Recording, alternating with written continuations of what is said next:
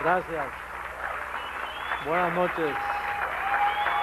Los amo mucho. Gracias. Gracias.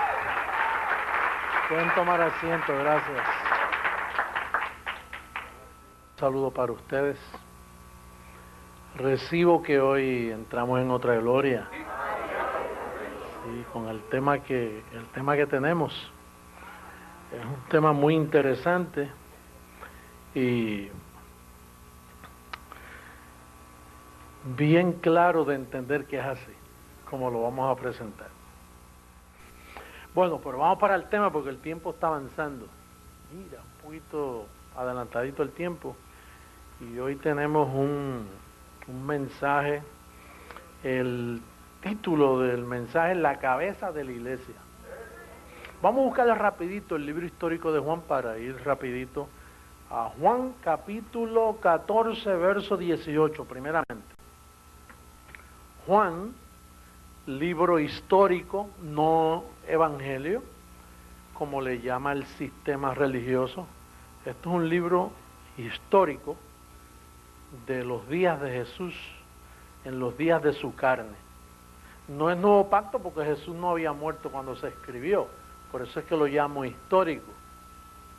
No es por ofender a nadie, sino que en verdad el Nuevo Testamento comienza con la muerte del testador. Y entonces este libro fue escrito antes de él morir, por lo tanto no es nuevo testamentario, sino que es la historia de las cosas que Jesús dijo mientras estaba aquí en la tierra. Entonces, hay una promesa en el verso 18, donde Jesús dice en el verso 18, no os dejaré huérfanos, vendré a vosotros. Tome nota, el tema es la cabeza de la iglesia. Comenzamos, estuvimos hablando el miércoles pasado de la mente de Cristo. Hoy estamos hablando de la cabeza. ¿En dónde está la mente? ¿En qué parte del cuerpo? En la cabeza. Pero entonces fíjate que Jesús dice, no os dejaré huérfanos. ¿Qué? ¿Que el mundo estaba huérfano? Sí, el mundo estaba huérfano. Porque la ley fue un pacto añadido, ese no era el corazón de Dios. Por lo tanto, Jesús en los días de su carne vio la iglesia huérfana. Moisés no pudo hacer gran cosa, los profetas, nadie pudo hacer nada. Cuando él dice no os dejaré huérfanos es porque todo el mundo entero estaba huérfano, cumpliendo la ley, buscando a Dios en los templos. Había un estado de orfandad. Entonces, después que él promete que no los dejaré huérfanos, luego dice en el capítulo 16, verso 12, mira lo que dice, verso 12, dice, aún tengo muchas cosas que deciros, pero ahora no las podéis sobrellevar. Quiere decir que él dice, no los dejaré huérfanos, pero todavía no puedo explicarles, porque si yo le digo a ustedes lo que yo tengo para ustedes, ustedes no lo van a poder sobrellevar. Quiere decir que cuando él dice, yo les enviaré un consolador, yo no los dejaré huérfanos. Pasan los años y por 2000 años la iglesia ha estado huérfana. Aunque tenía padre, pero las muchas cosas no se podían decir. Porque aunque Pablo fue padre en el aspecto de dejar una información escrita. Pero Pablo no logró nada. El mundo siguió huérfano porque a él lo mataron, no creyeron en él. Porque los mismos discípulos que estaban en orfandad, porque los discípulos también estaban huérfanos. Bueno, dice, tengo muchas cosas que decir, pero no se las voy a decir. Pues, los dejo huérfanos. Porque la paternidad viene cuando tú tienes información. Pueden haber tres personas al frente, si tú no sabes quién es tu padre, tú sigues huérfano. Entonces dice, yo tengo muchas cosas que decir, yo no los dejaré huérfanos, ahora no les voy a decir nada todavía. Y entonces usa a Pablo para dejar un fundamento, y entonces a Pablo lo matan, y Pablo dice, todos me abandonaron. Pablo no pudo lograrlo. Dice, después de mi partida lo van a reducir a esclavitud y van a seguir huérfanos. Entonces, por 2000 años la iglesia ha estado huérfana. Huérfana en un sentido de que han estado sin cabeza. No han tenido dirección. Por lo tanto, y la prueba está en las miles de denominaciones que hay. Mira, están los católicos, están los protestantes, están los mormones, están los testigos de Jehová, están los espiritistas, están evangélicos de diferentes partes, y todos dicen que no se ponen de acuerdo. Unos dicen que el bautismo es por aspersión, un chorrito de agua arriba, otros dicen, no, tiene que ser por inmersión, y otros usan diferentes ritos, ceremonias, y todos difieren. O sea que hay una diversidad, como diciendo, no tenemos una cabeza que nos dirija. Así, aquí hay una cabeza católica, cabeza protestante, cabeza testigo de Jehová, cabeza mormona, cabeza metodista, cabeza bautista, cabeza pentecostal, y hay miles de cabezas, pero es una cabeza. El cuerpo puede solo llevar una cabeza, no puede llevar tantas cabezas. Entonces, él lo advirtió. Vamos a ver ahora en el libro histórico, un libro antes, Lucas. Mira lo que dice Lucas. Lucas capítulo 9. Porque estas cosas las dijo antes de ir a la cruz. Y entonces nosotros ahora tenemos las evidencias, y por causa de las 14 epístolas de Pablo, nosotros podemos descubrir esta revelación. Capítulo 9, versos 57 y 58. Lucas capítulo 9, versos 57 y 58.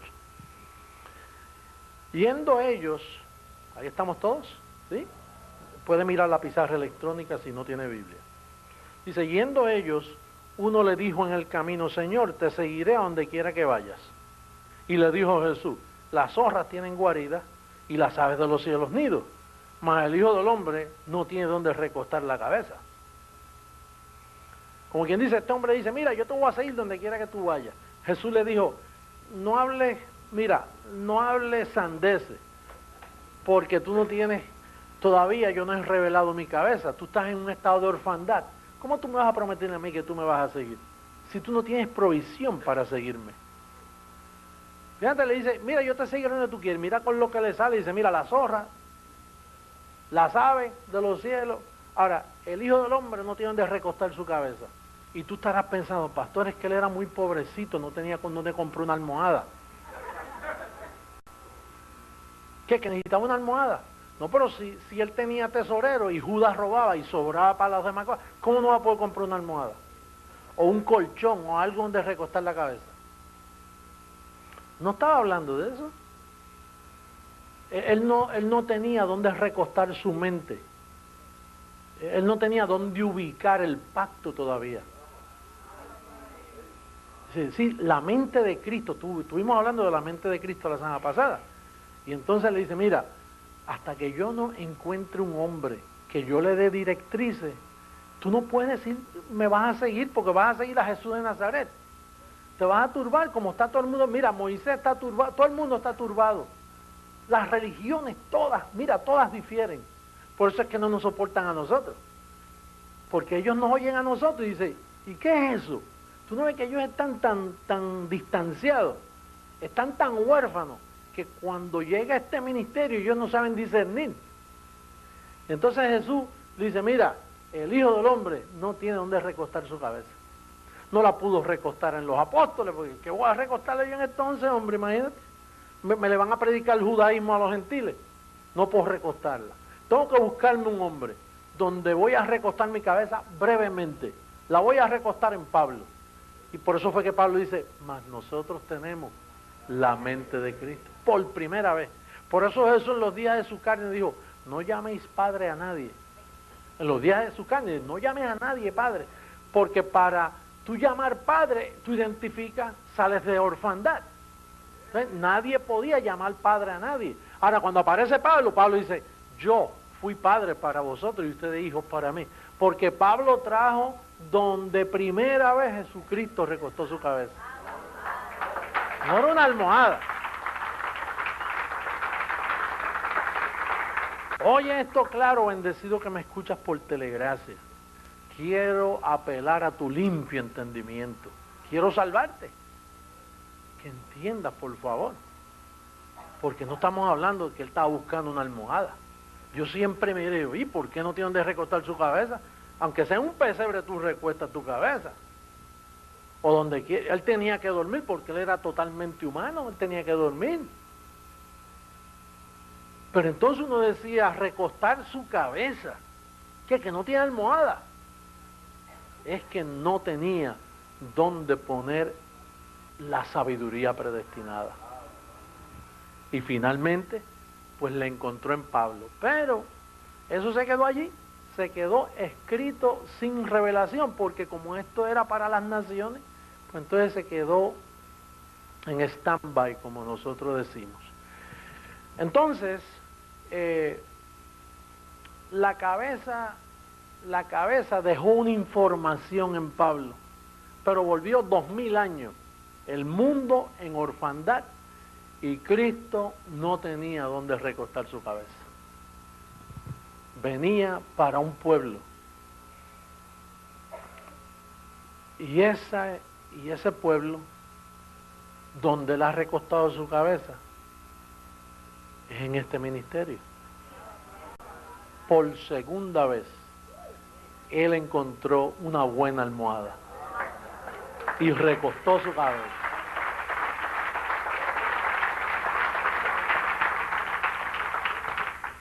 Oye, ¿y cuál es el propósito de que un cuerpo tenga cabeza?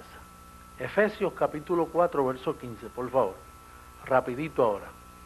Efesios, tome nota los que me están viendo por internet. Estudie esto, por favor, porque estamos hablando de vida o muerte. Si tú no entiendes el mensaje que Jesucristo te está dando ahora mismo, vas a fracasar como religioso, como sea. Vas a fracasar, porque te está hablando la cabeza.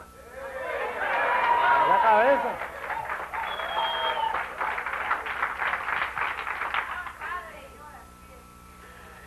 Capítulo 4, verso 15, mira cómo dice.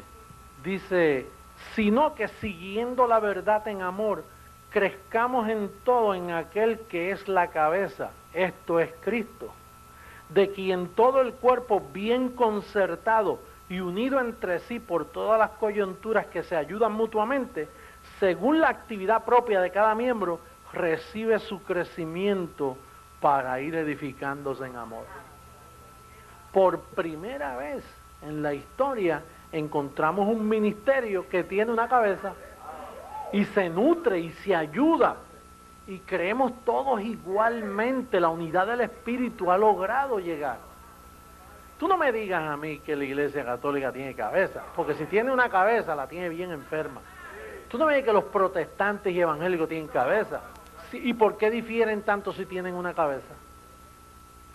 Hasta ahora en la historia, la cabeza de Cristo no había llegado a la tierra. Él no había recostado su cabeza.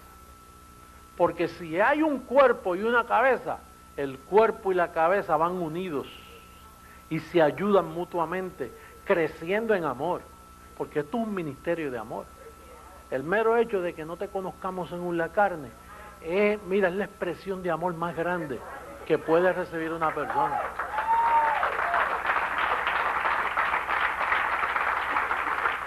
Que no nos interese tu pasado, que tú llegas aquí y dices, mira, a mí no me importa un segundo atrás de tu vida, a mí lo que me importa es que tú eres un elegido, un escogido. Pero mire, yo voy a venir a su iglesia, no le importa quién yo soy. No me importa, no te conozco en carne. Pero tú no sabes que yo maté a 50, puede haber matado a 100. No, pero es que yo tengo un récord negro, puede ser blanco, negro, de gris, lo que sea. Si tú eres un elegido, tú eres un elegido y eso es como aguas que pasaron. Tu pasado queda enterrado inmediatamente. Porque tú conoces tu verdadera identidad. Ahora, fíjate lo que dice el Evangelio de la Cabeza, Efesios capítulo 1. Ahora vamos al verso 1. Perdón, al capítulo 1, versos 22 y 23. Verso 22 dice, y sometió todas las cosas bajo sus pies, y lo dio por cabeza sobre todas las cosas. ¿A quién? Y lo dio por cabeza sobre todas las cosas a la iglesia, la cual es su cuerpo, la plenitud de aquel que todo lo llena en todo. Creciendo en gracia tiene una cabeza. Y esa cabeza trabaja con la iglesia. La iglesia reconoce su cabeza. Por eso yo nunca me he llamado nada aquí. Yo nunca me he puesto un título. ¿Tú sabes quién me pone título? La iglesia. Porque dice aquí que la iglesia es su cuerpo. Y la iglesia sabe identificar su cabeza. Porque camina bien, camina en dirección correcta. Tiene directrices. Por primera vez en la historia, hermano. Qué maravilloso es este ministerio. Que por primera vez desde el cielo baja la cabeza de Dios y la mete en un hombre llamado José Luis de Jesús.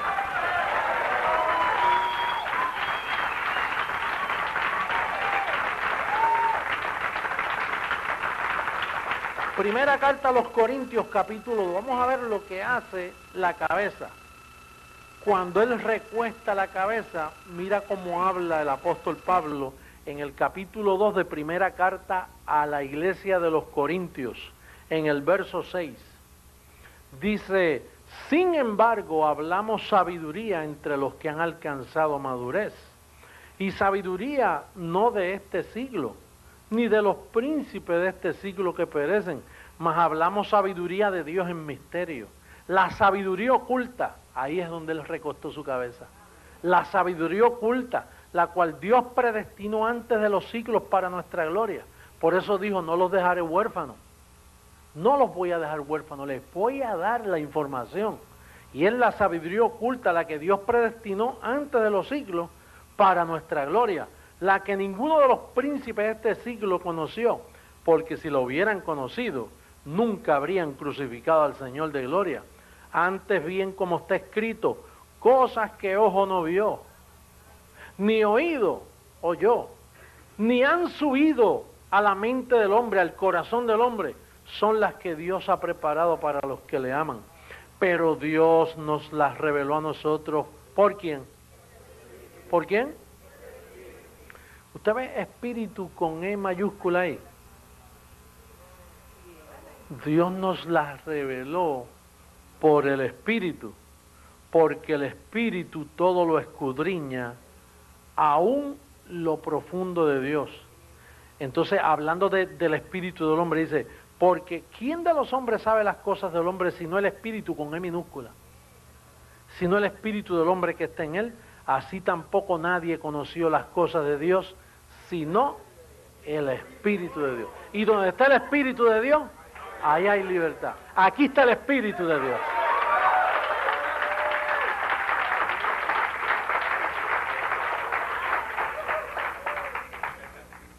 Yo estoy totalmente convencido de que la cabeza de Dios la metieron en mi cabeza. Las evidencias las tengo. Es inevitable no poder ver que eso es lo que ha sucedido en nuestro ministerio. Y ustedes son la iglesia del Señor, y esto es un cuerpo, no que está a la deriva, como andan, con mucha pena los digo, las demás iglesias. ¿Cómo me van a decir que eso es la cabeza de Dios si no concuerda? No concuerda con el Evangelio ni con las Escrituras. Todo lo que vemos. Y ellos no concuerdan porque la cabeza es la que revela que en las 14 epístolas de Pablo, ahí donde está la mente de Cristo recostada. Ese misterio estuvo ahí. Tú sabes que en el Viejo Testamento hubo una vez que el pueblo quedó en confusión, y entonces Elías, profeta de Dios, él decía, bueno, yo soy la cabeza, yo soy el que represento a Dios en aquel momento, ¿no? Y entonces estaban los profetas de Baal, habían 450 profetas de Baal, y decían, no, nosotros somos la voz de Dios. Y entonces Elías dijo, no, yo soy la voz de Dios. 450 en contra de uno. Y entonces pues el pueblo no encontraba qué hacer, y entonces le dijo, se paró frente al pueblo y le dijo al pueblo, vamos a hacer un trato, vamos a poner un buey en un altar y que los 450 profetas de Baal clamen a Dios, y yo pongo otro buey en otro altar, y el Dios que envíe fuego y consume ese buey, ese es Dios. Y el pueblo dice, y el pueblo estuvo de acuerdo. Y entonces los 450 profetas de Baal comenzaron a clamar por la mañana, se levantaron, pusieron un buey, lo cortaron en pedazos, porque en el Viejo Testamento se trabajaba así, por sacrificio. Pero poner un buey en un altar sin fuego no tenía sentido común, porque la idea es que el fuego consuma el animal para que el sacrificio sea aceptable delante del Señor. Y entonces los profetas comenzaron por la mañana y clamando, Baal, responde para que el pueblo sepa que nosotros somos la voz representante de Dios. Y bueno, y pasó la mañana y llegó la tarde y ya ellos estaban gritando, clamando, como hacen ciertos grupos por ahí que claman por el poder de Dios. Y clama, manifiesta tu poder, manifiesta tu poder. Bueno, y comenzaron a asajarse el cuerpo y a botar sangre. Y entonces Elías, pues por la seguridad que él tenía, él dijo, mira, quizás es que Dios está de vacaciones, sigan clamando, o quizás es que se ha dormido. Comenzó a burlarse de ellos, a burlarse. Dice, quizás es que está muy ocupado y no los puede atender. Entonces, cuando ellos se cansaron ya que no podían más, dice, ok, ahora me toca a mí. Y entonces pusieron el buey. Entonces, abran una zanja alrededor del buey y tráigame 4 cántaros de agua y 12 piedras representando a cada tribu. Esas son las 14 epístolas mías. Él puso 12 piedras representando a 14 tribus de Israel, las 12 tribus de Israel. Y entonces, y no fue un trabajo fácil, porque eso era montañoso, tuvieron que subir agua, dice, hasta que llenaron la zanja completa de agua. Y entonces se paró Elías y dijo, Señor, para que este pueblo sepa que yo soy la voz tuya aquí en la tierra y que esta gente son falsas, respóndeme con fuego. Y dice que de momento se zafó un montón de fuego del cielo así, y consumió toda la carne del buey, y hasta el agua la secó de tanto fuego que bajó. Y el pueblo dice, Jehová y Elías hablan para el pueblo. Los 450 profetas de Baal son mentiras, y no, Dios no habla en ellos. Hermano, y está llegando el momento donde el ministerio Creciendo en Gracia le está diciendo a un pueblo, aquí está el Señor, aquí está la voz de Dios, y Dios va a responder. Yo reto a todas esas falsas enseñanzas, yo los reto en humildad, como ellos quieran, delante del pueblo, delante de las cámaras, que me traigan la información de ellos, a ver si concuerda con el evangelio de la incircuncisión. Dios no habla por ellos, Dios habla por esta boca que está allá.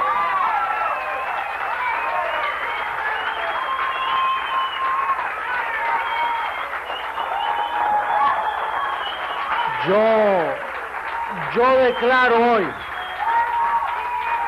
yo declaro en este día, por las cámaras del internet, por las cámaras con evidencia mundialmente, yo declaro que ellos han errado al blanco. Si quieren saber de Papá Dios, tienen que escucharme a mí. Si quieren ubicar su vida, tienen que someterse a este apostolado, a este ministerio, para que enfoquen bien sus vidas con Papá Dios. Porque todos han errado y están huérfanos. La gente que nos critica a nosotros son huérfanos de padre. están en un estado de orfandad, no saben quién es su padre, no saben dónde está la mente de Cristo ubicada, no tienen cabeza, es un cuerpo sin cabeza caminando de aquí para allá y no tienen dirección.